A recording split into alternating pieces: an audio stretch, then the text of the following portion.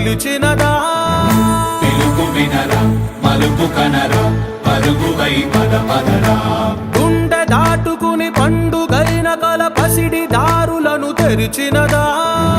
రుణము తీర్చే తరుణమిదిరా కిరణమై పద పదరా. ఓ ఏమి వదిలి అటు కదులుతోందమది మాటకైనా మరి తలచినదా? మరి మంచిగా చేసుకోవడం అనేది మన పాస్టర్ గారు మరి చాలా చేయాలని చెప్పి ఎంతో ఎప్పటి నుంచో అనుకుంటా ఉన్నారు. మరి ఈ రోజు మన ఎమ్మెల్యే గారు మరి చేతుల మీదుగా కుట్టి మిషన్లు పంపిణీ కార్యక్రమానికి రావడం మన అదృష్టంగా భావిస్తూ ఉండాలి.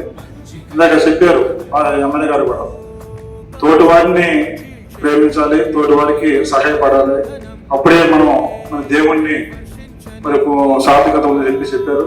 ఆ విధంగానే పాస్టర్ గారు కూడా అంటే ఈ చర్చి సభ్యులే కాకుండా ప్రతి ఒక్కరు కూడా మనం ఎంతో కొంత సహాయం చేయాలి, ప్రతి మనిషి కూడా మనం మరి గౌరవించాలి అని దాంట్లోనే అనేక కార్యక్రమాలు చేస్తా ఉన్నారు మన పాస్టర్ గారు. ఈ మధ్యలో చూసాం మా కూరగాయల పంపిణీ కార్యక్రమం.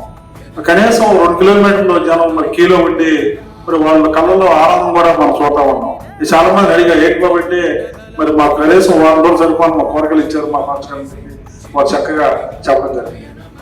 అదేవిధంగా ఇప్పుడు చాలా మందికి ఇప్పుడు చర్చిలో ఉన్నారు, వితంతులు ఉన్నారు, వితంతులకి మరి నెలపై 1000 రూపాయలు చొప్పున చాలా మంది కూడా మరి మా మెస్సియా ఫెలోషిప్ తరఫున ఇవ్వడం అనేది చాలా అభినందించిన విషయం.